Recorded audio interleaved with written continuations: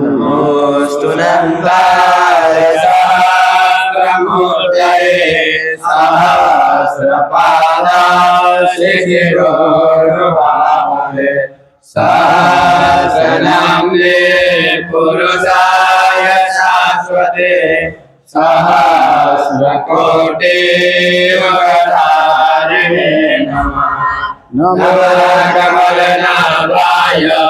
नमस्ते हृदयाहिरे नमस्ते केशवानन्द वासुदेवो नमोस्तुते वासुदेवस्य वासितं भुवनत्रयम् सर्वभूतनिवासोऽसि वासुदेवो नमोस्तुते शङ्करं शङ्कराचार्यं केशवं बादरायणम् सूत्रभाष्यकृतौ वन्दे भगवन्तौ पुनः पुनः ईश्वरो गुरुरात्मेति मूर्तिभेदविभागिने व्योमवद्व्याप्तदेहाय दक्षिणामूर्तये नमः।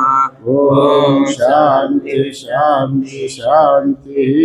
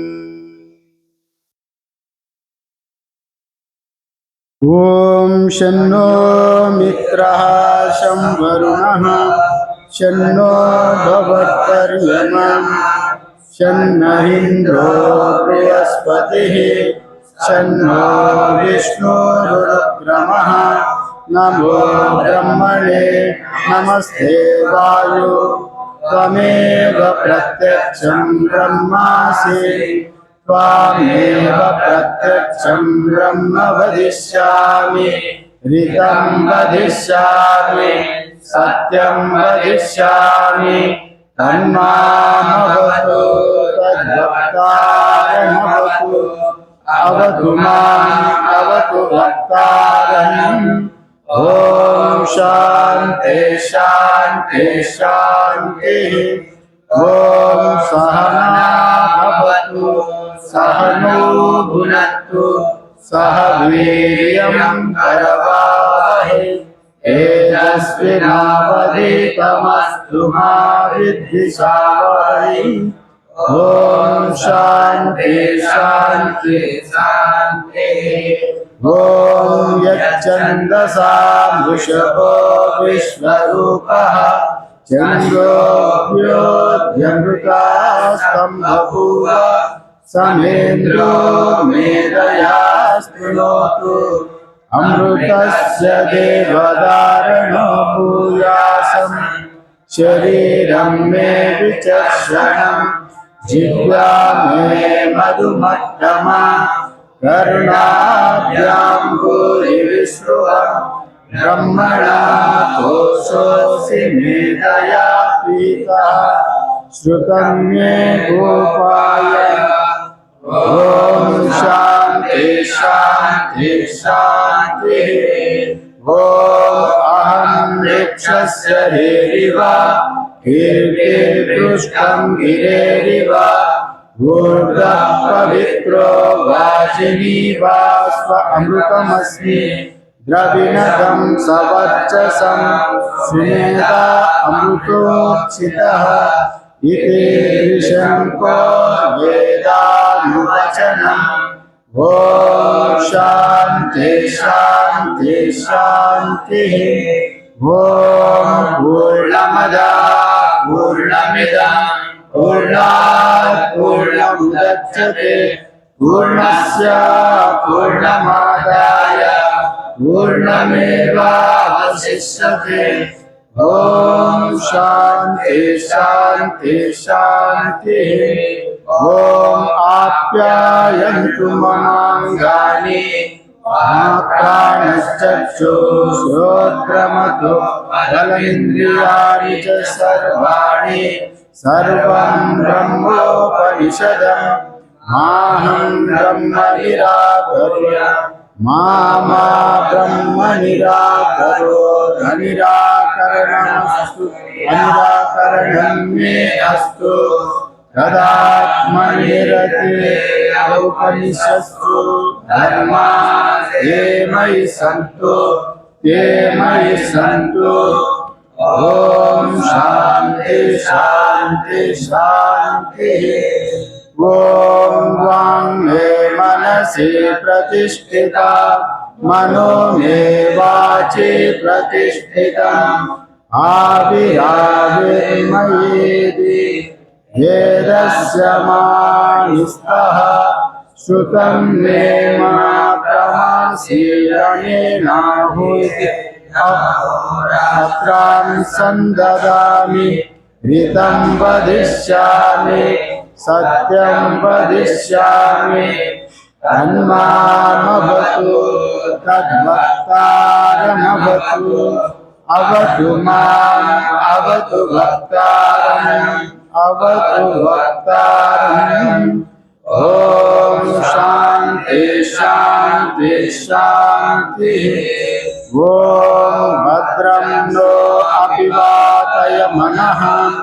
ॐ शान्ति शान्ति शान्तिः। ॐ भद्रं कर्णेभिः शृणुयाम देवाः भद्रं पश्येमाक्षभिर्यजत्राः स्थिरैरङ्गैस्तुष्टुवागं स्वस्तिर्यसेमहेवहितं जदायुः स्वस्ति न इन्द्रो वेदसभाः स्वस्ति नः पूषा विश्ववेदाः स्वस्ति नस्तार्क्ष्यो अरिष्टनेमिः स्वस्ति नो बृहस्पतिर्ददातु। ॐ शान्ति शान्ति शान्तिः। ॐ यो ब्रह्माणां विदधाति पूर्वं यो वै वेदान् प्रैणोति तस्मै तं वदेवमात्मबुद्धिं प्रकाशं मुमुक्षुर्वै शरणमहं प्रपद्ये। ॐ शान्ति शान्ति शान्तिः। ॐ नमो ब्रह्मादिभ्यो ब्रह्मविद्या सम्प्रदायकर्तृभ्यो वंश ऋषिभ्यो महद्भ्यो नमो गुरुभ्यः।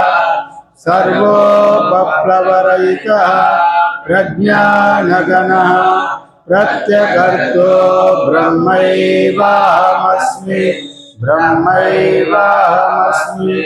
ॐ नारायणं पद्मभवं वसिष्ठं शक्तिं च तत्पुत्रपराशरं च व्यासं सुगङ्गाधरं मातरं गोविन्दयोगेन्द्रमतस्य शिष्यं श्रीशङ्कराचार्यमतस्य पद्मं पादं च हस्तामलकं च शिष्यं तमोटकं वातिककारमन्या अस्मद्गुरुसन्ततमानतोऽस्मि।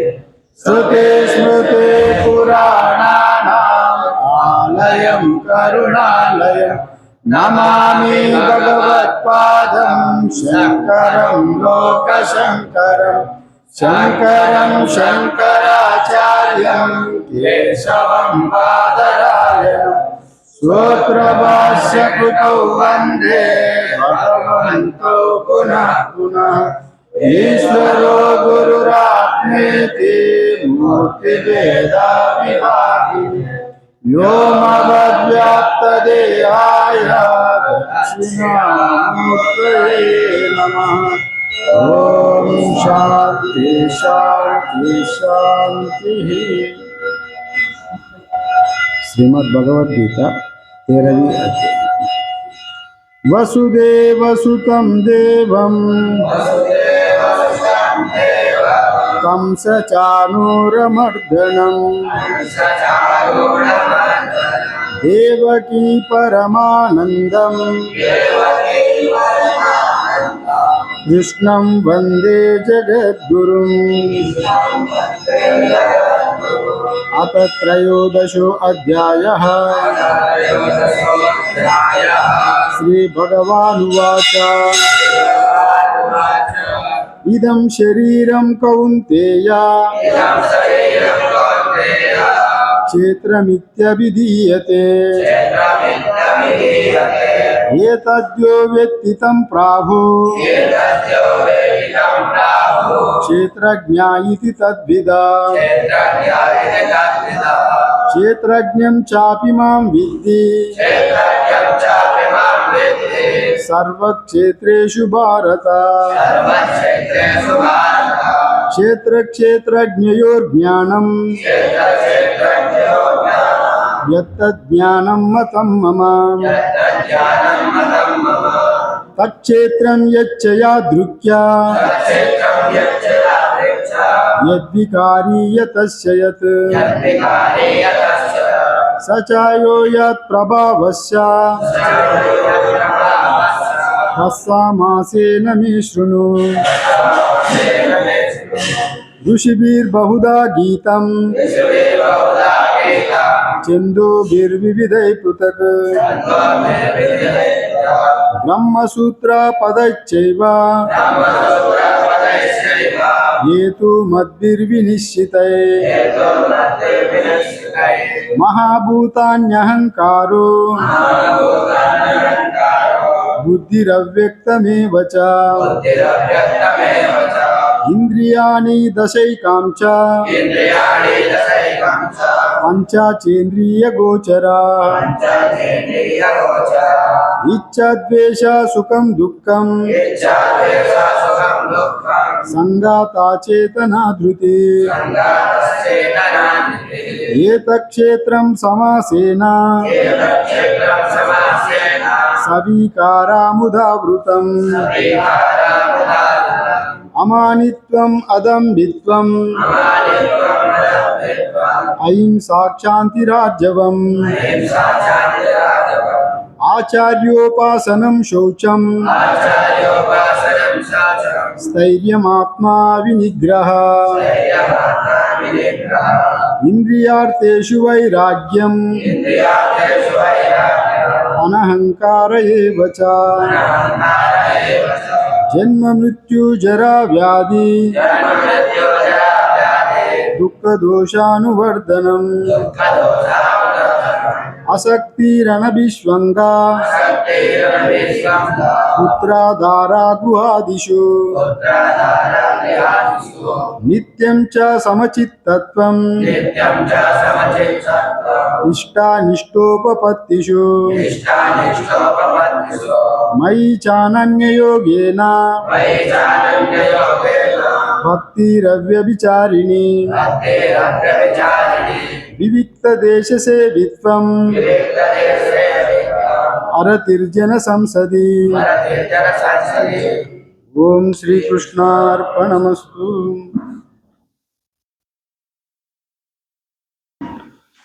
हम लोग अथर्ववेदी का मांडुक्य उपनिषद का अत्यंत महत्वपूर्ण मंत्र 7वीं नंबर मंत्र का उच्चारण किए थे। ना अंतप्रज्ञम ना बहिष्प्रज्ञम नो उभयत प्रज्ञम ना प्रज्ञानगणम न प्रज्ञम ना अप्रज्ञम अदृष्टम अव्यवहार्यम अग्राव्यम अलक्षणम अचिंत्यम अव्यपदेशम एकात्म प्रत्ययसारम प्रपंचोपशमम शांतम शिवम अद्वैतम चतुर्थम मन्यन्ते स आत्मा स विज्ञेयः। इसी मंत्र का हम लोग साधारण अर्थ देखे थे, इसका निषेध मुख से अर्थ देखेंगे। यहाँ पर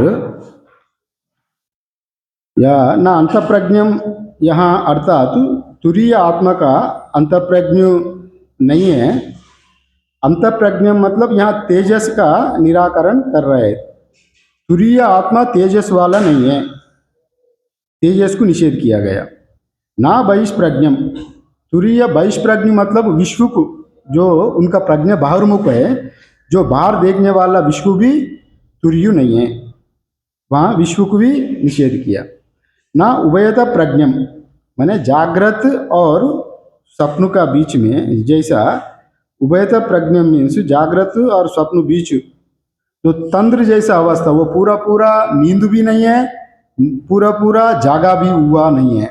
जैसे जागते हुए भी कभी कभी नींद तंद्र आता है ना, वो हल्का से थोड़ा बहुत बोध होता भी है, कुछ हो रहा है, मगर पूरा ज्ञान भी नहीं रहते। उभयता प्रज्ञम मीन्स तंद्र अवस्था जैसे वाला भी नहीं है, ये बात कहा गया। और न प्रज्ञान गणम, और सुषुप्ति अवस्था को यहाँ हम लोग प्राज्ञ कहा गया, विश्व तेजस प्राज्ञ। सुषुप्ति अवस्था वाला भी तुरीय नहीं है, क्योंकि सुषुप्ति अवस्था में माया रूप बीज होने के नाते वो बीज का साथ यहाँ निर्गुण निराकार ब्रह्म का प्रतिपादन कर रहा है ना। अगर समिष्टि दृष्टि से ईश्वर प्राज्ञ एकता है, यहाँ पर यहाँ पर प्रज्ञानगण मतलब यहाँ सुषुप्ति वाला भी नहीं है। सुषुप्ति में बीज रूप परमात्मा वासना रहने के नाते वहाँ सुषुप्ति वाला भी नहीं है, सुषुप्ति का भी निराकरण किया गया।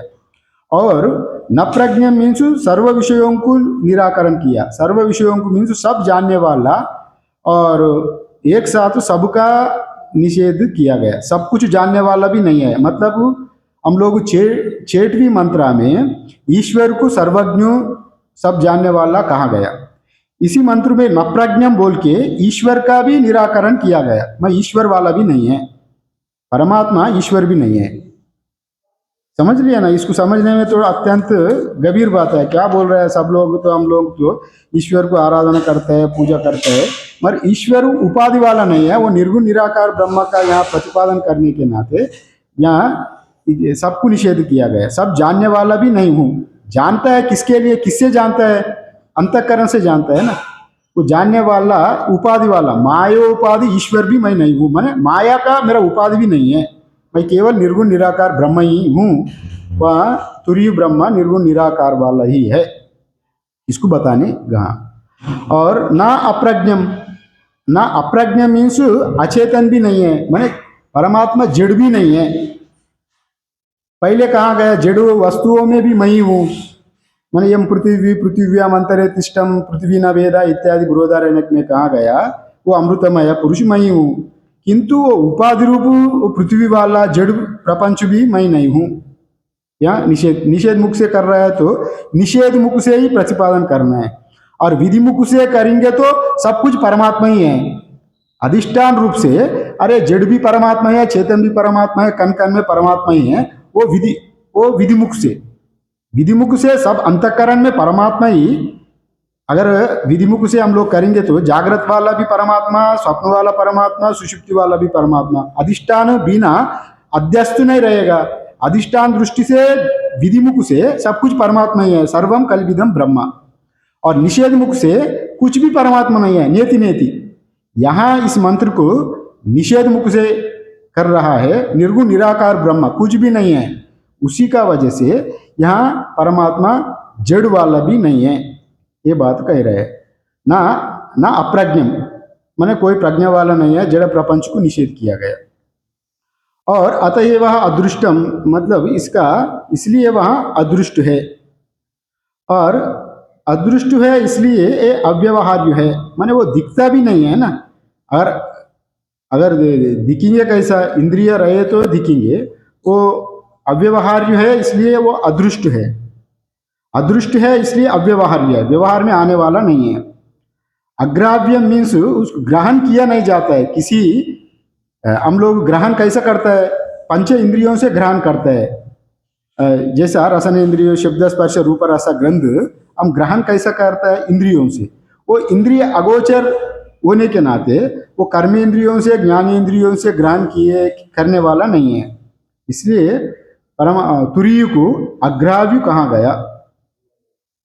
अग्राव्य मतलब ग्रहण इंद्रियों से ग्रहण किया नहीं जाता है।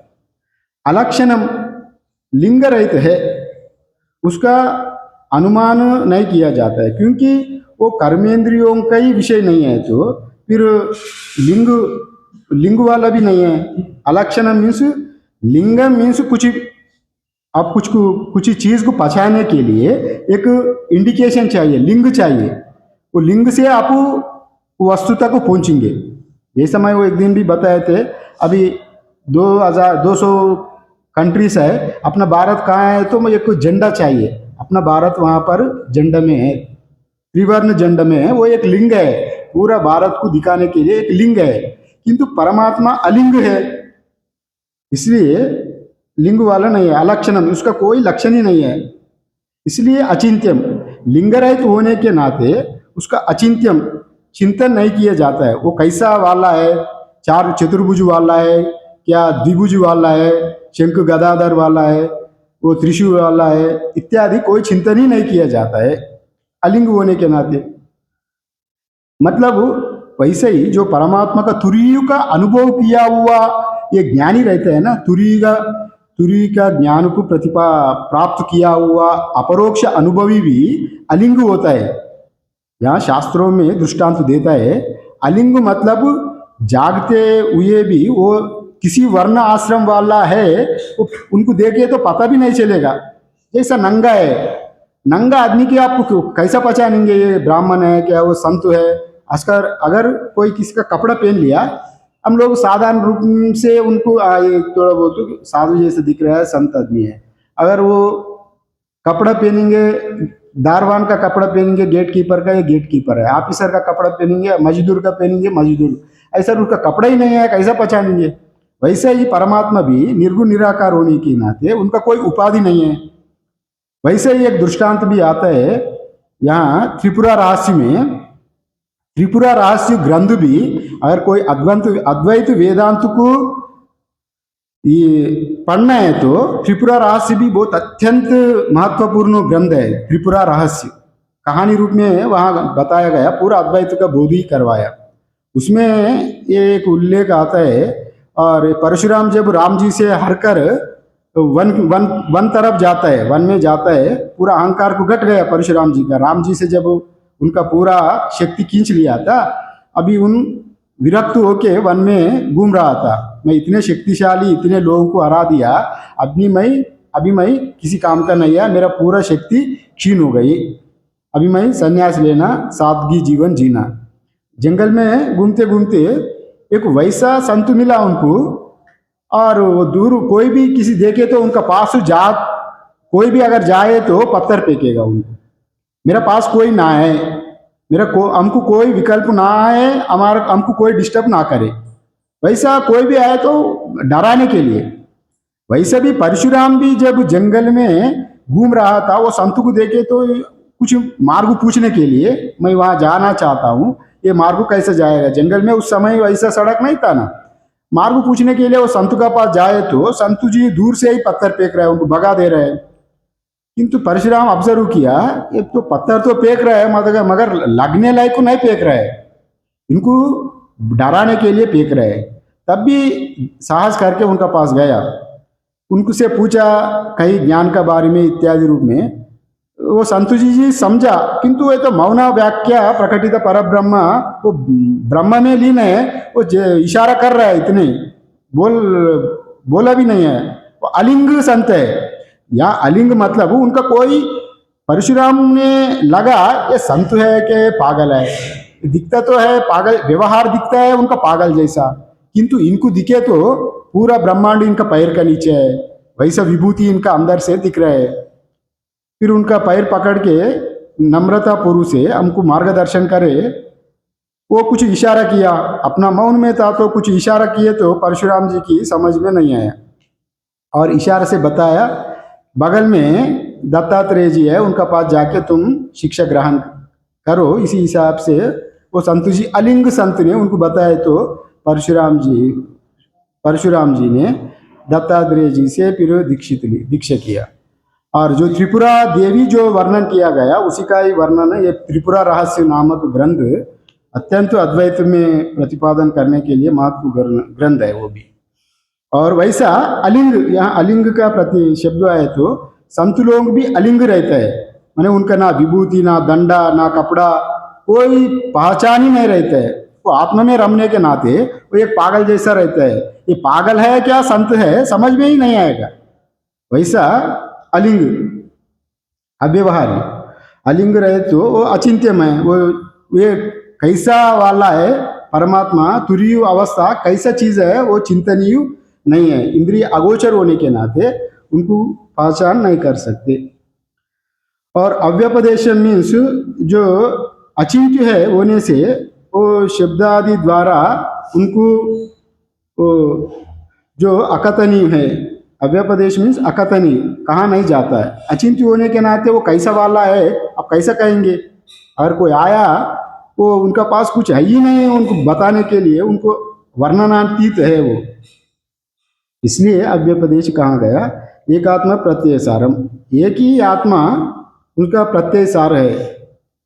और जागृत स्वप्न सुषुप्ति और विश्व तेजस प्राज्ञ में सबका अधिष्ठान रूप से एक ही आत्मा है। इसको अभी भाष्य में इसी का ऊपर अभी बता देंगे। और इसलिए वो एक आत्मा प्रत्यय सार है, वो एक ही आत्मा है ऐसा कहा गया। और इसलिए मैं पहले इसको बता रहा हूँ, आपको भाष्य समझने में आसान हो जाएगा, सरल हो जाएगा। इसका व्याख्यान भी फिर भाष्य में भी थोड़ा किया गया, बीच बीच में भाष्य होने के नाते आप टूट जाएगा, संबंध टूटने का बजाय श्लोक एक इकट्ठा मैं आपको निषेध मुख से यहाँ कह रहा हूँ। प्रपंचोपशम मीन्स यहाँ पर जो जागृत स्वप्न सुषुप्ति अवस्थाओं से रहित है, और जागृत भी नहीं है स्वप्न भी नहीं है सुषुप्ति नहीं है, तो कुछ भी न होने के नाते वह प्रपंच है ही नहीं है, वह प्रपंच उपशम है। और शांतम मीन्स वहाँ प्रपंच उपशम होने के नाते कुछ भी ना होने के नाते वो शांत है। शांताकारम भुजगशयनम जैसा कहता है, प्रपंच प्रलय होने के नाते परमात्मा क्षीर सागर में अपना भुजगशयन में शांत रूप में सो जाता है, वहाँ विकल्प नहीं है ना। प्रपंच रहे तो स्थिति काल में उनको पालन करना, कौन लोक में क्या हो रहा है, क्या कैसा व्यवहार करना, क्या करना, और कुछ भी नहीं है तो अपना आप में है तो वो शांत रहेगा। हम लोग भी शांत कैसे रहते हैं, अपना आप में रहेंगे तो शांत रहेगा। घर में भी 4-5 आदमी तंग कर रहा है, ये करो वो कर रहा है, थोड़ा देर के लिए भाई हमको शांत रहने दो। अकेले में ही शांति रहते हैं, लोगों के साथ शांति कभी नहीं रहते। अभी थोड़ा देर के लिए इंद्रियों के लिए अपना ममत्व बोध मानने के नाते, अरे मेरा पुत्र रहे तो अच्छा होता, नाती थोड़ा देर उनसे के लिए तो अच्छा होता, थोड़ा देर के लिए, मगर लंबा के लिए अपना आप में रहना है तो आप अकेला रहने में ही शांत है। दूसरों के साथ कभी तात्कालिक शांति मिलेगा, किंतु अब असली शांति अपना आप में ही मिलेगा। इसलिए संत लोग अपना पुराणों में भी कहते हैं तपस्या करने के लिए, शांति के लिए वन में जाता है, क्योंकि वहाँ अकेले ही रहता है, कोई नहीं रहता है, कोई विकल्प ना रहने के नाते अपना आप में रहना ही शांत है। और कोई प्रपंच ना होने के नाते शांत, वैसे ही परमात्मा भी शांत है, वो उससे अलग कोई है ही नहीं है तो वो अकेले में ही है, वो शांत है। और शिवम मीन्स मंगलकर, मंगलमय है, और वेद रूप विकल्प रहित होने के नाते वो मंगल प्रदान है शिव।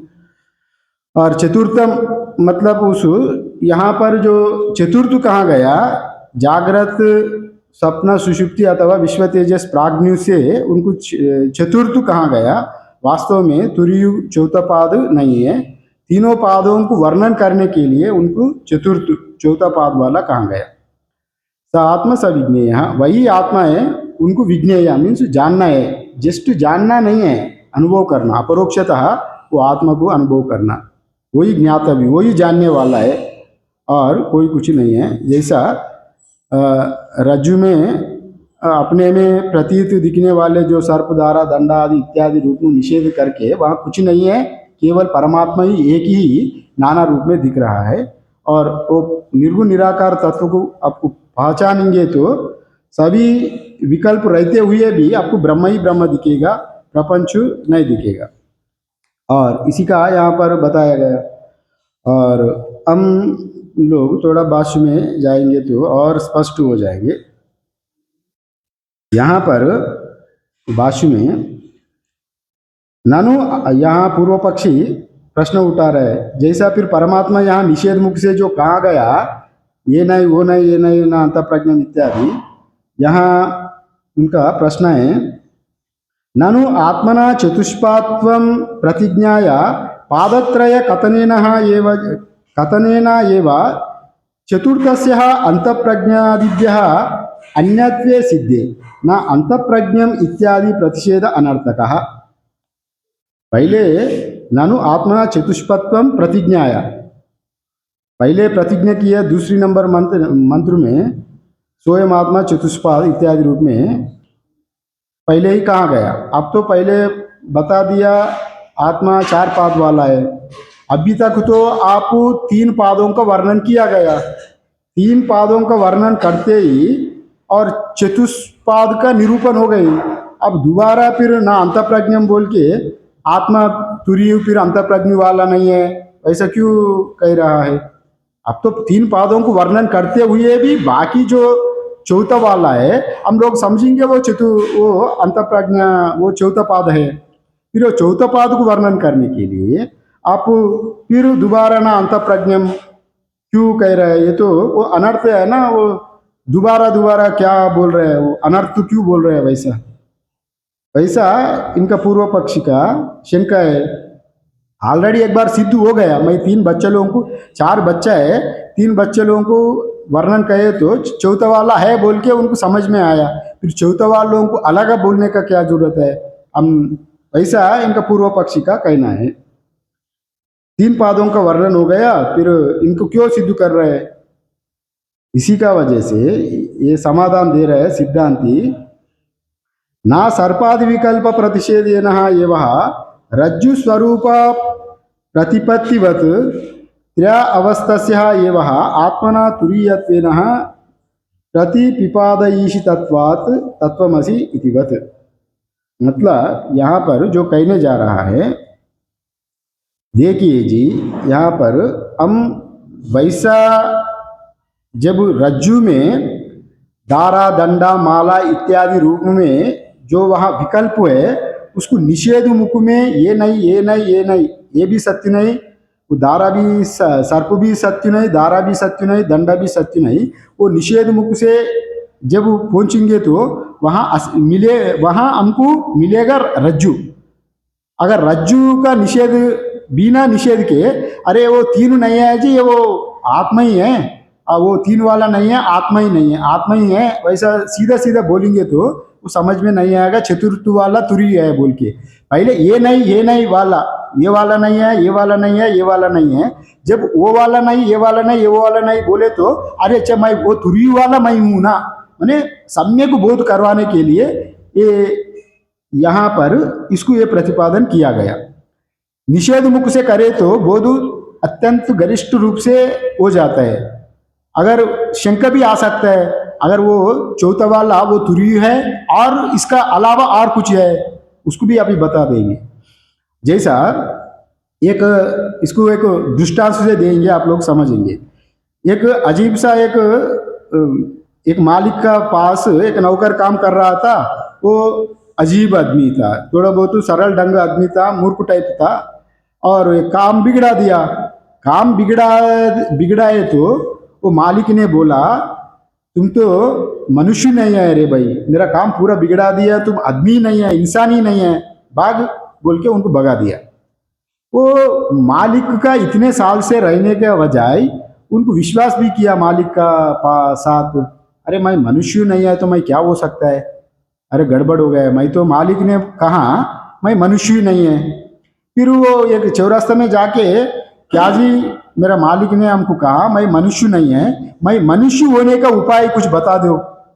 वो दूसरों को पूछ रहा है। एक विद्वान पंडित जा रहा था, अरे मूर्ख आदमी है ये, बड़े अजीब सा है, इनको मनुष्य होने का उपाय ही नहीं है, मनुष्य होकर भी मैं मनुष्य नहीं हूँ, ये हम आत्मा होते हुए भी मैं आत्मा नहीं हूँ। जैसा हम लोगों को बोध होता है ना, हम स्वयं आत्मा होते हुए भी मैं ये 6 फुट वाला 5 फुट वाला एक इंसान हूँ, वैसे भी वो अज्ञान का बजाय मालिक के ऊपर वो विश्वास किया, मैं मनुष्य ही नहीं हूँ भाई, मैं मनुष्य बनना है। मनुष्य बनने का उपाय के लिए किसी किसी का पूछ रहा है, मैं मनुष्य होने का उपाय क्या है।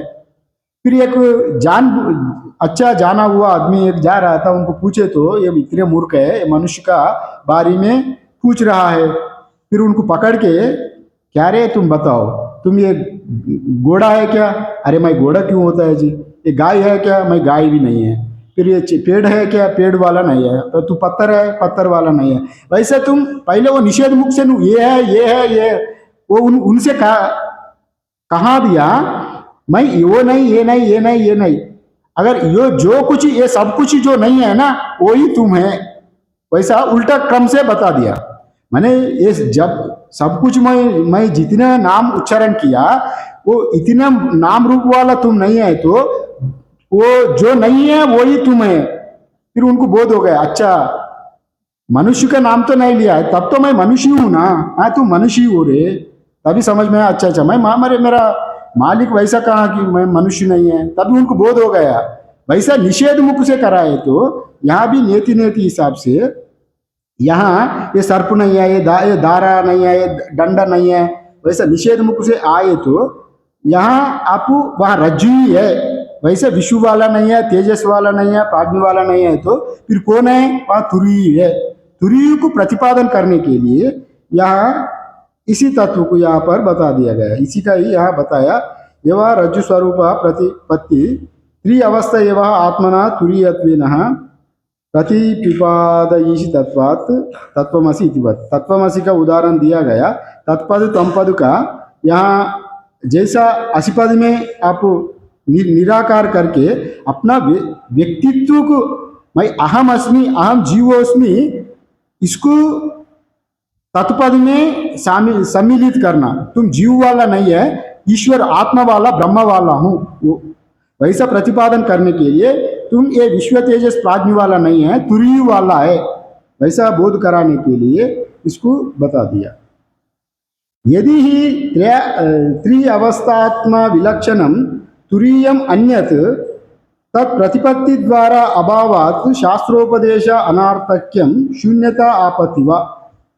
अगर वैसा अगर माने, त्रि अवस्थाओं से तुरीय अगर अलग अगर रहे, अन्य कुछ अवस्था का अगर प्रतिपादन करेंगे तो वैसा शास्त्र का अनर्थ परंपरा होगा, शास्त्र व्यर्थ हो जाएगा।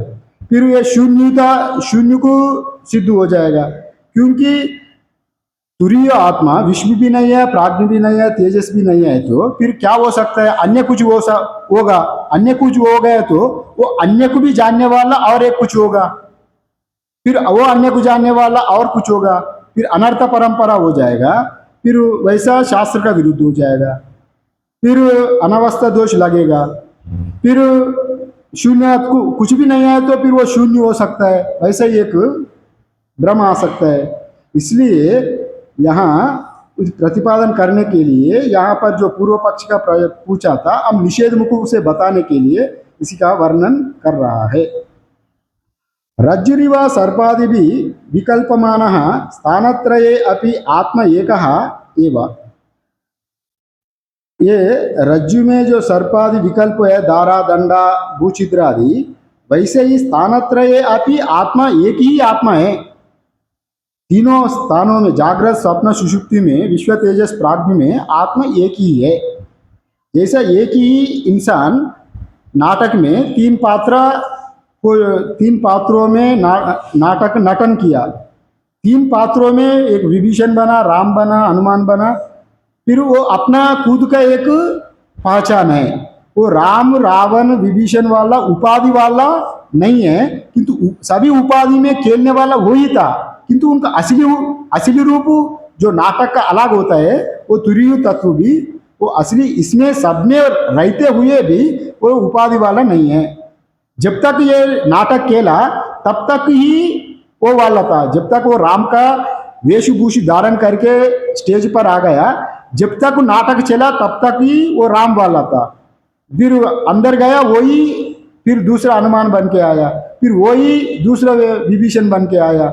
किंतु वो राम वाला भी नहीं है, उपाधि वाला, विभीषण वाला भी नहीं है, हनुमान वाला भी नहीं है।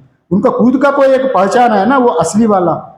वैसे ही यहाँ ईश्वर ईश्वर भी नहीं है और विराट भी नहीं है, हिरण्यगर्भ भी नहीं है। हम जीव में भी, व्यष्टि में भी देखेंगे तो हम विश्व वाला भी नहीं है, तेजस वाला भी नहीं है, प्राज्ञ वाला भी नहीं है। अगर विश्व वाला, तेजस वाला, प्राज्ञ वाला वो अगर असली रूप अपना स्वाभाविक हो जाए तो हम हमेशा रहना चाहिए। अगर हम विश्व वाला मानेंगे तो हम हमेशा विश्व बन के ही रहना। विश्व वाला कब रहता है? शरीर चले जाए तो विश्व को, बहिर्मुख कहाँ देखता है आपको? स्वप्न कहाँ आता है आपको? अगर गैर नींद में स्वप्न नहीं, जागृत में भी स्वप्न नहीं, सुषुप्ति भी, मरण में भी ना कुछ भी नहीं रहेगा। फिर अगर हम स्वरूप दृष्टि से ही सब कुछ मैं ही हूँ, हम हमेशा हमारा स्वभाव ही अगर जागृत वाला मैं स्वाभाविक हो जाए तो अग्नि का स्वभाव कभी ठंडा नहीं होता है। अगर आत्मा का स्वभाव भी जागृत वाला हो जाए तो हमेशा वो जागृत बन के ही रहना। वैसा कैसा होता है? विराट पुरुष भी वैसा नहीं होता है ना जी। विराट भी प्रलय काल में ना विराट रहते हैं, ना हिरण्यगर्भ रहते हैं, ना ईश्वर रहते हैं। निर्गुण निराकार ब्रह्म में ये सब नहीं रहते हैं। इसी का ही बताने के लिए ये बता रहे हैं। ये वह अंत प्रज्ञादित्वे विकल्पते यथा तदा अंत प्रज्ञादित्व प्रतिषेध विज्ञान प्रमाण समकालम ये वह आत्मनि अनर्थ प्रपंच निवृत्ति लक्षण फलम परिसमाप्तम इति। यही बता दे रहा है। जैसा विकल्पे तथा अंत प्रज्ञादित्व प्रतिषेध विज्ञान प्रमाण समकालम ये वह आत्मनि अनर्थ प्रपंच निवृत्ति लक्षणम। जब आपको ये बोध हो गया, जैसे उदाहरण में ये रस्सी नहीं है, दारा नहीं है, दंडा नहीं है, रस्सी नहीं है, नहीं सर्प नहीं है, दारा दंडा नहीं है, जब वो ज्ञान आपको हो गया तब उसी काल में आपको रज्जु का ज्ञान होगा। जब जितने देर लगा आपको सर्प में आरोपित दारा दंडा माला सर्प इत्यादि रज्जु में आरोपित करने के लिए जितने समय लगा, फिर आपको दूर में जाके टॉर्च लाइट ले आके उसमें डाला, उतने समय लगा आपको, आधा घंटा समय। किंतु जब एक बार आप जला दिया, टॉर्च जलाए तो तत्काल ही आपको रज्जु का बोध हो गई। जब टॉर्च जलाया उसी क्षण आपका रज्जु का ज्ञान हो गई। वैसे ही यह विश्व तेजस प्राज्ञ का निषेध करने के बाद आप जब वहां पर तुरीय को बोध होगा, तत्काल ही तुरीय का ज्ञान होगा, वहां समय नहीं लगेगा। जैसा अंधकार में ये बताने जा रहा है अभी, जैसा हिमालय कंदरों में गुफा में अंधेरा, जब से हिमालय है तब से हिमालय का कंदरों में अंधेरा है, तब से है। जब आप टॉर्च जलाएंगे वो 1000 साल नहीं लगेगा वो अंधेरा जाने के लिए, तत्काल ही आपको उजागर होगा। वैसे ही तुरीय आत्मा का बोध अगर आपको हो गया तो तत्काल ये निषेध मुख से वहीं पर आपको तुरीय का बोध होगा। विश्व तेजस प्राज्ञ हटने के लिए आप उतने समय नहीं लगेगा। यही और समकाल में उसी समय में आपको बोध हो जाएगा। तुरीय अधिगमे प्रमाणांतरम साधनांतरम व नाम मृग्यम। ये तुरीय अधिगमे मन से तुरीय प्राप्ति के लिए, तुरीय जो प्राप्ति के लिए, जो निषेध के लिए सिवा, ये निषेध मुख सिवा अन्य प्रमाण कुछ है ही नहीं है। ये निषेध मुख से ही तुरीय का आपको प्राप्त कर सकते, नहीं तो अन्य कोई उपाय नहीं है। यही बता रहे। रज्जु सर्प विवेक समकाल इव रज्वाम सर्प निवृत्ति फले सति रज्जु अधिगमस्य। यही पहले में जो दृष्टांत दिया गया वही रज्जु सर्प निवृत्ति फले। आपको सभी निषेध करने का बाद आप सर्प में आप रज्जु का फल, रज्जु का अधिष्ठान का ज्ञान हो गया। वैसे ही आप ये पूरा निषेध करने, विश्व तेजस प्राज्ञ को निषेध करने के बाद अब अधिष्ठान तुरीय का ज्ञान होगा उसी समय में। येषां पुनः तमा अपनयन व्यतिरेकेन घटाधिगमे प्रमाणं व्याप्रियते, तेषां छेद्य अवयव संबंध वियोग व्यतिरेकेन अन्यतर अवयवे अपि चिदी व्याप्रियते इत्युक्तं स्यात्। अगर तेषां पुनर्तम अपनय व्यतिरेकेन, अगर अब अंधकार को हटाने के लिए घट अधिगमे प्रमाणम व्याप्रियते, अंधकार में गाढ़ अंधकार है जी, अंधकार में गड़ा है, वहाँ गड़ा भी है अंधकार भी है। वो अंधकार को गड़े को आपको पहचानना है तो क्या करना है, अंधकार को हटा देना। अंधकार को निषेध निषेध करना मीन्स अंधकार को हटाए तो ही गड़े का ज्ञान होगा आपको। अगर कोई कहे, अगर पूर्व पक्षी जो प्रश्न पूछा ना अंतःप्रज्ञम इत्यादि रूप से निरर्थक क्यों आप इसको ना अंत करना ना अंतःप्रज्ञम इत्यादि रूप से दोबारा दोबारा क्यों कह रहे हैं, पूर्व पक्षी का समाधान दे रहे हैं। देखो भाई, मैं अगर निषेध निषेध बिना निषेध घड़े को अन्य विकल्पों से अगर ढूंढेंगे तो मैं टार्च नहीं जलाऊंगा, किंतु मैं घड़े को पहचानूंगा। अगर वैसा कोई कहेंगे तो रज्वाम सर्पण तेषाम तेषाम चेत्य अवयव संबंध वियोग व्यतिरेकेन अन्यतर अवयवे अपि चिदि व्याप्रियते इत्युक्तः। मतलब आप एक पेड़ को काट रहे हैं, पेड़ को काटे तो उद्देश्य क्या है, एक डाल को काट रहे हैं जी, डाल को छेदन करे तो डाल को अलग करने के लिए ही उसका उद्देश्य होता है। जब कोई छेदन कर रहा है, छेदन क्रिया क्या, छेदन क्रिया का फल क्या है, दो भागों में विभाजन करना। किंतु अगर कोई बोले मैं ये छेदन कर रहा हूं जी, छेदन के लिए नहीं है, दूसरा अन्य कुछ कर्म करने के लिए छेदन कर रहा हूं, वहां अगर वो बोलेंगे तो निरर्थक प्रसंग होगा ना।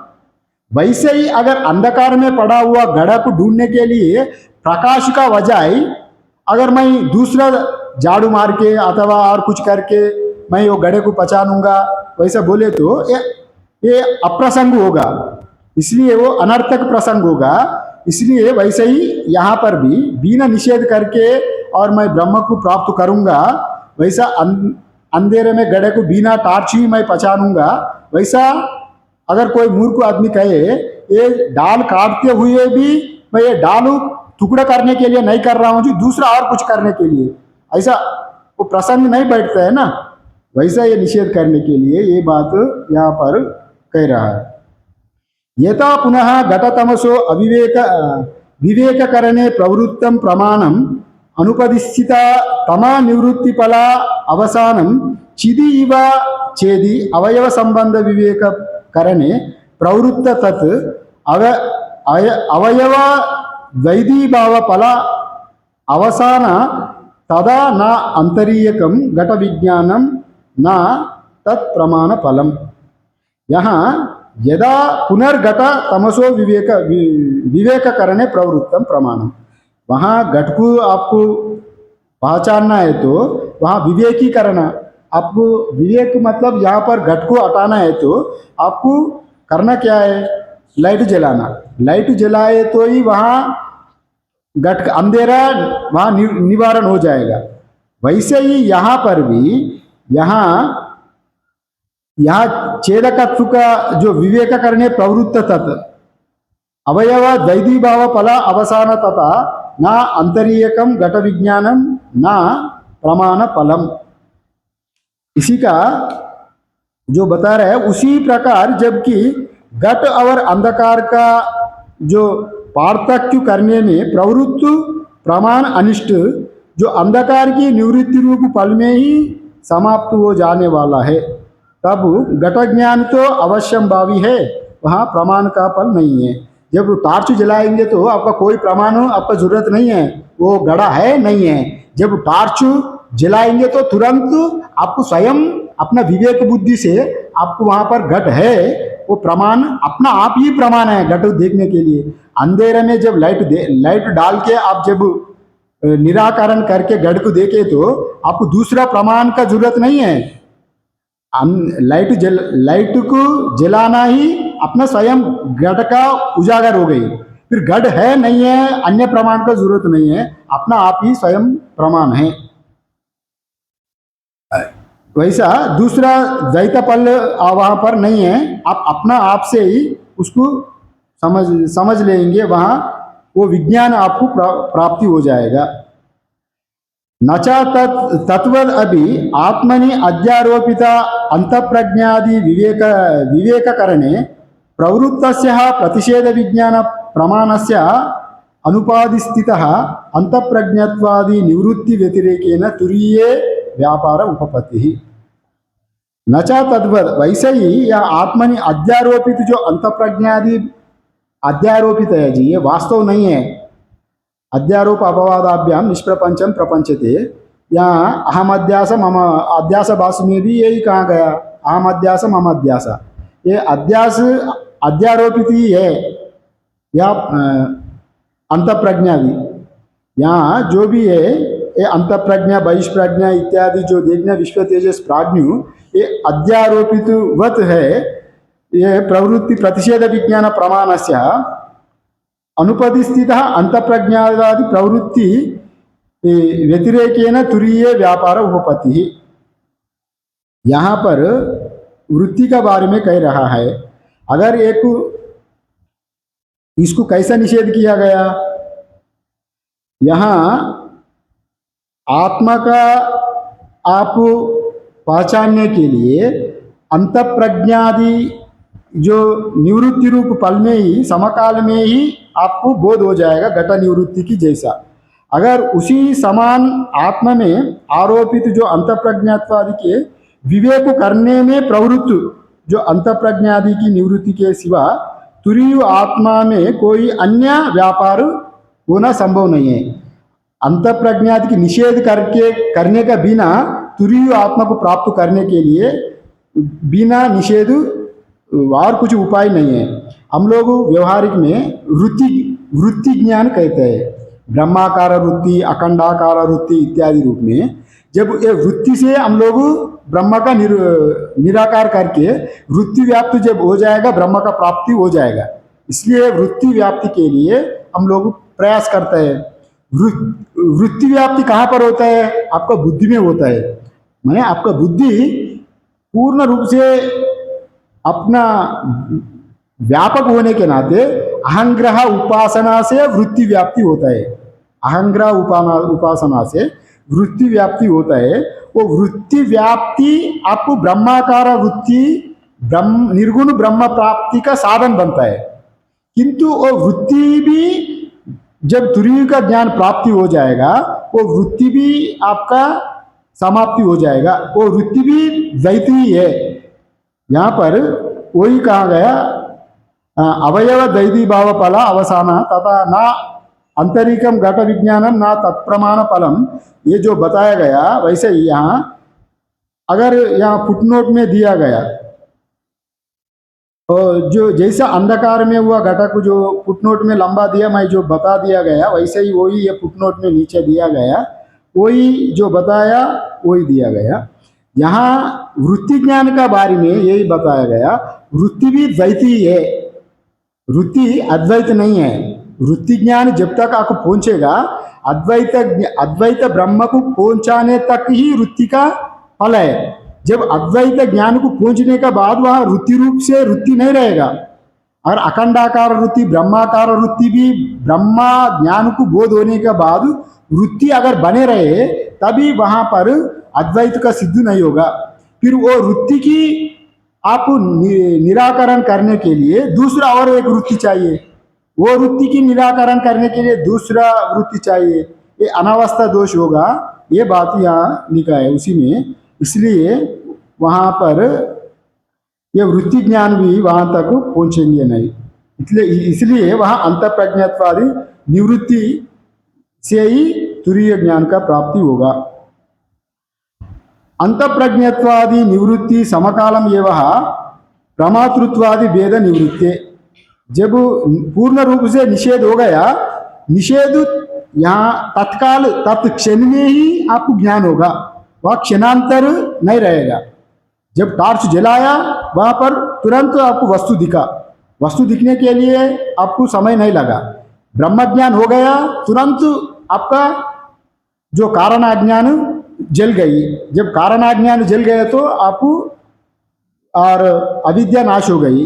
तभी आपको जहाँ भी देखेंगे ब्रह्म ही देखेंगे, इदम रूप में देखेंगे। जो कुछ देखेंगे अहम रूप में देखेंगे, इदम रूप में नहीं देखेंगे। ये मेरा परमात्मा है, मेरा लल्ला है, मेरा पूजनीय देवता है, यह कुछ भी नहीं रखेगा। जो कुछ है मैं ही हूँ, मैं ही हूँ, ये मैं को भी मैं ही हूँ। अगर कोई तुरी का ज्ञान होने के बाद वह एकात्मा भाव होने के नाते, सब कुछ अहम रूप में देखने के नाते, जो कुछ हूँ मैं ही हूँ, वहाँ दूसरा कोई रहता ही नहीं है। वहाँ अंत प्रज्ञत्वादि निवृत्ति समकालम ये वह अंत प्रज्ञादि निवृत्ति हो गया, माने दारा दंडा माला जब निवृत्ति हो गया तत्काल में, और क्या है वहां पर, ना माला है, ना दंडा है, ना दारान है, ना भूचित्र है, वह रसी है वहां। वैसे ही यहाँ विश्व तेजस प्राज्ञ इत्यादि कुछ भी नहीं है, वह केवल उसी क्षण आपको आत्मा का ज्ञान होगा, निषेध तत्काल में। तथा च वक्ष्यति ज्ञाते द्वैतम न विद्यते, कारिका में कहा गया। और ज्ञाते द्वैतम माने आप अनुभव हो गया, ज्ञाते मीन्स अद्वैत का बोध होने के बाद, एकात्मा भाव होने के बाद वहां द्वैत नहीं रहेगा। ज्ञाते द्वैतम न विद्यते, जानने का बाद द्वैत नहीं रहेगा। कौन सा जानने का बाद? यहाँ ईश्वर का जानने का बाद नहीं, भगवान को जानने का बाद नहीं, अपना आत्मा को निर्गुण निराकार रूप में तुरीय मैं ही हूँ, अहम ब्रह्मास्मि, अहम अस्मि, वैसा अगर आपको बोध होने के बाद वह द्वैत नहीं रहेगा। जो कुछ देखेंगे मैं ही हूँ, मैं ही पिता हूँ, मैं ही माता हूँ, मैं ही इस रूप में मैं ही खेल रहा हूँ। एकमेव सदनेक कारणम कारणांतर निराश कारणम कार्य कारण विलक्षणम स्वयं ब्रह्म तत्वमसि भावयात्मनि चिदानंद रूपम शिवोहम शिवोहम। जो कुछ देखो मैं ही हूँ, और वह दूसरा ही नहीं है। इसलिए ज्ञाते द्वैतम न विद्यते, इसी कारिका में 18 कारिका में इस संबंध में वर्णन किया गया। ज्ञाते द्वैतम न विद्यते, वो कारिका में इसको हम अच्छे से देखेंगे। और ज्ञानस्य द्वैत निवृत्ति क्षण व्यतिरेकेन क्षणांतरम अनवस्थानात्, ये मैं जो पहले बताया यही, ज्ञानस्य द्वैत निवृत्ति क्षण व्यतिरेकेन क्षणांतर अनवस्थानात्, मतलब ज्ञान होते क्षण में ही आपको अद्वैत का बोध होगा, क्षणांतर नहीं रहेगा, 2 सेकंड 3 सेकंड नहीं लगेगा। जैसा बोध हो गया तब भी आपको पूर्ण रूप से ज्ञान होगा। वैसे ही आपको समाधि लगने के लिए इतने साल लगेगा, निर्बीज समाधि, सबीज समाधि, और इतने साल में ये लगेगा। और वैसा यहाँ ज्ञान में वैसा नहीं रहता है। जिस क्षण में आपको बोध हो गया उसी क्षण में आप मुक्त हो गया, उसके लिए लंबा अवधि नहीं लगेगी बोध होने के लिए। जिस क्षण में निषेध हो गया उसी क्षण में आपको तत्काल बोध हो जाएगा।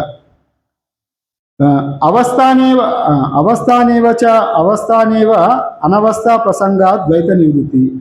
अगर यही बोला वो वृत्ति ज्ञान का बारे में ये कहा गया, ज्ञानस्य द्वैत निवृत्ति क्षण व्यतिरेकेन क्षणांतर अनवस्थानात् अवस्थानेव अनवस्था प्रसंगात द्वैत निवृत्ति। उसी क्षण में ही ज्ञान का बोध होगा। अगर क्षणांतर रहे तो अनवस्था दोष होगा। एक क्षण 2 क्षण भी अगर रहने का कारण नहीं रहेगा, क्योंकि 1-2 क्षण क्यों लगेगा वहां पर द्वैत रहे तो 1-2 क्षण रहेगा। वृत्ति अगर रही है, वृत्ति का बोध हो, वृत्ति हटने का, वृत्ति जाने का वहां वैसा प्रसंग नहीं है, उसी तत्काल ही आपको बोध हो जाएगा। अगर वृत्ति जाने के लिए आपको ब्रह्माकार वृत्ति के ब्रह्म ज्ञान प्राप्ति हो गया, वो वृत्ति हटने का बाद ही फिर आपको ब्रह्माकार हो गया, वैसा बात नहीं है। अगर वो वृत्ति रहे तो फिर वृत्ति की भी निषेध करने के लिए फिर दूसरा एक ज्ञान चाहिए, फिर वो ज्ञान को हटाने के लिए दूसरा ज्ञान चाहिए। इसलिए वहाँ अनवस्था प्रसंगात द्वैत निवृत्ति के लिए अनवस्था प्रसंग आ जाएगा। ये बात कहाँ गया? तस्मात् प्रतिषेध विज्ञान प्रमाण व्यापार समकाले एवं आत्मनि अध्यारोपित अंतप्रज्ञत्वादि अनर्थ निवृत्ति इति सिद्धम। आत्मा में अध्यारोपित किया गया जो अनर्थ परंपरा जो क्या है, यहाँ पर अंतप्रज्ञादि बहिष्प्रज्ञादि जो कहने जा रहा है, विश्व तेजस प्राज्ञ जो विराट हिरण्यगर्भ ईश्वर अध्यारोपित है, आत्मा में अध्यारोपित है। वो अध्यारोपित को अपवाद करेंगे तो अभी वह वस्तु अधिष्ठान का ज्ञान हो जाएगा।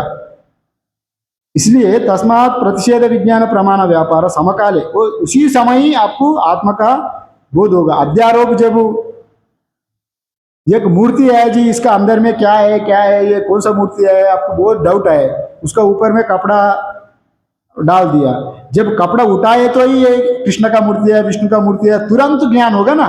जितने दिन आपको मूर्ति बनाया वो कलाकार, उतने दिन नहीं लगेगा, तुरंत तो आपको लगेगा, उसी क्षण में ज्ञान हो जाएगा। वैसे ही ब्रह्म ज्ञान का भी यहाँ निषेध मुख्य जो आत्मनि अध्यारोपिता अंत प्रज्ञत्वादि निवृत्ति, जैसा निवृत्ति तत्क्षण में विज्ञान प्रमाण व्यापार समकाले एवं आत्मनि अध्यारोप जो जिस क्षण में चले गई उसी क्षण में ज्ञान अब वस्तु का बोध होगा। ये बात कहाँ गया यहाँ ना, थोड़ा से और देखेंगे दो तीन। ना अंत प्रज्ञ मिति तेजस प्रतिषेधा, ना अंत प्रज्ञ मीन्स अंत प्रज्ञ वाला नहीं है, इसलिए तेजस को वहाँ पर निषेध किया गया। ना बहिष्प्रज्ञ मिति विश्व प्रतिषेध, बहिष्प्रज्ञ वाला कौन होता है, विश्व जीवात्मा बाहर, उनका ज्ञान बहिर्मुख होने के नाते वो विश्व भी नहीं है, विश्व को प्रतिषेध किया गया।